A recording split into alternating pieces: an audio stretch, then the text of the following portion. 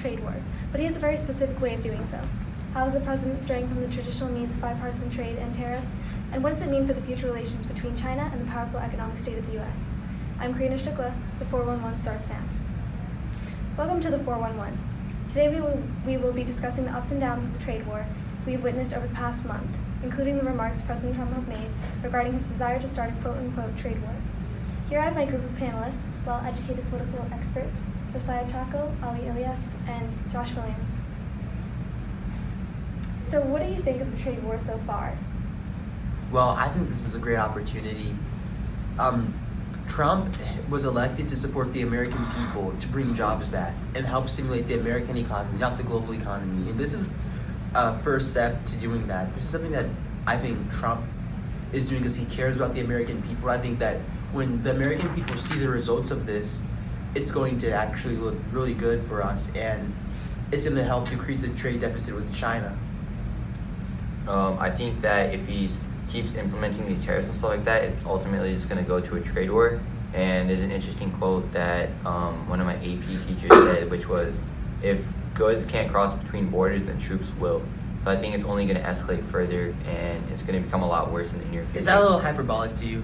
I don't know what that means, but no. Like you're kind of exaggerating a bit? Well, I mean, it's not exaggeration if it takes place over like a long period of time. So what's the alternative then? We just don't bring back these jobs to the American people? I mean, I don't think there's that many jobs being made. You don't think Do you have a source saying these jobs are getting made? It's common knowledge. Look at any source, anywhere, anyone. No one disputes the fact that we've been losing jobs. Look at the Rust Belt. That's the main reason they voted for President Trump, who has promised to bring back jobs to the American people, which no other candidate has done. I think this job loss thing is overblown, as I think that most of the job loss that has happened in these industries, especially in the steel industry, has been due to automation and not due to globalism or globalization. I think that in the end, these tariffs are going to hurt the U.S. economy. It's going to hurt U.S. consumers, as tariffs always do, and eventually it's going to hurt U.S. producers as well when we go into a trade war. So, Mr. Williams, how do you feel like this impacts the global economy as a whole, including Asia?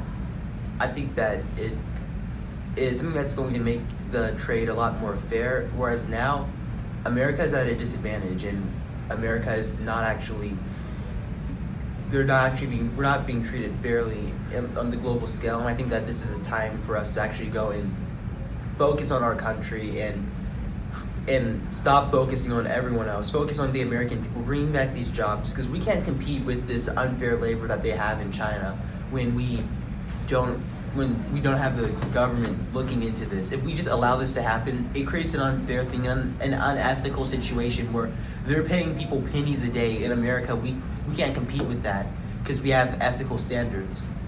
What he's saying right now, even the Trump administration doesn't say that, because the Trump administration said that the reasoning for these tariffs, their justification for it was because of intellectual property rights and violations of it by China. That has nothing to do with what Josh Williams is saying. What did Trump campaign on, though?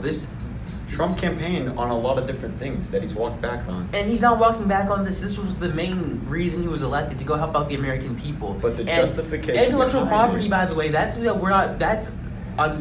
being unfair with us too. Yeah, we need to take it more seriously, and we're currently not doing that. The past few administrations let China get away with so much. This, or do you think we should go through the WIPO or through the World Trade Organization? Well, we've tried doing this. We've tried negotiating. So what has Trump done so far that has helped and benefited the American people? Well, he's been in office for a year, but he's bringing back jobs. You look at the economy; it's definitely been improving a lot, and this is a first step in improving the economy. So I think that Trump has been doing a really good job. Now, recently, Treasury Secretary Steve Mnuchin visited China last week, and he was just wrapping his trip up last Friday when discussing negotiations with the Chinese president. Has he made any big impacts on any trade deals? Are you asking me? Anyone? I don't. There was no joint communication with China as when they meet again, so there was basically no resolution to the problem, and the trade war is still going to become even more impactful. Thoughts on the relationship between North Korea and China, and how it's going to affect the U.S. cooperation in North Korea? Yes, I think this is actually going to hurt our negotiations with North Korea in the long term, as North Korea and China are really close partners, and China is one of our greatest partners when it comes to trying to get North Korea to denuclearize. And by hurting our relationship with China by implementing these tariffs, we're going to make it harder for ourselves to denuclearize. Well, I think the president has already solved that issue. With all due respect, this is no. I don't think any we're- issue has we're- been solved It's not yet. okay. Well, the North president Korea is still working on has it. Yeah, nuclear weapons and has the and they're ability to denuclear- reach the yeah. US. And They are not denuclearizing yet. The relationship is becoming a lot more stable right now. And this is saying that it's going to deteriorate our relationship or potentially cause nuclear war, which I assume You that's don't what's think a coming trade next. war will hurt our relationship with China and then eventually we're hurt our not trying. relationship We're not with trying North to. Korea? We're not trying to hurt China. We're not doing that. We're not trying to. It's in its nature. It's going to hurt China. But the issue is we need to make this fair trade. I'm all for this free trade, but it has to be fair trade too. And currently, that's not the situation. So far, this China's isn't a taking mutual advantage. relationship.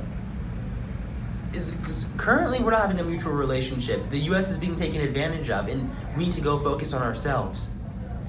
And that's what Trump was elected to do. Okay, so America first. Yes, America first.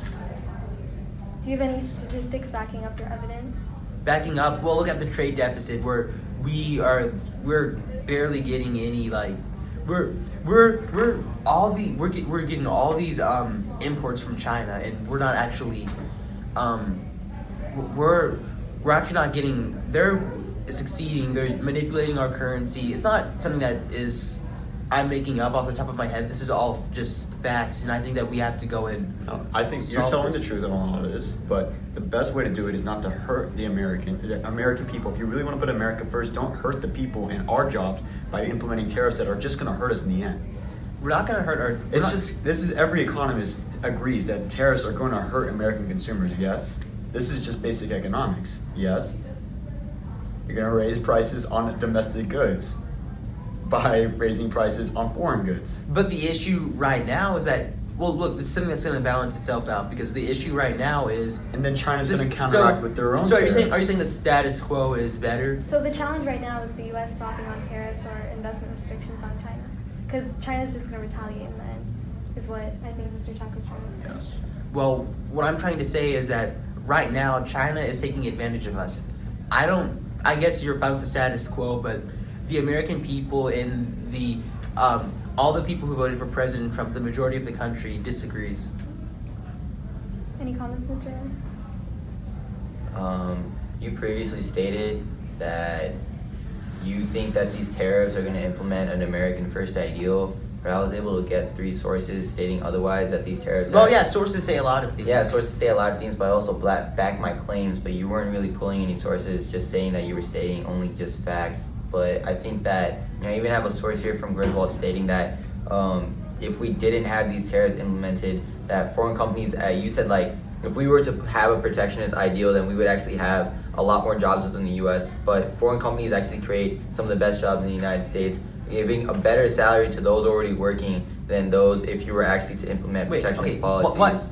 So you're saying you're arguing for the status quo? Well, I disagree with that, because No, the status quo, it can It's- always be better. I agree, and but it has to theirs be is better. not the way to make The this better. unemployment rate right now, by the way, these jobs aren't high-paying The jobs. unemployment These are- rate's at 4%. Yeah, This is and- great. No, it's not great, because these jobs, It's these the are natural rate of unemployment. Yeah, but the jobs, it's misleading though, because the jobs are not jobs that are going to get people in the middle class. They're low-paying jobs, like working at McDonald's.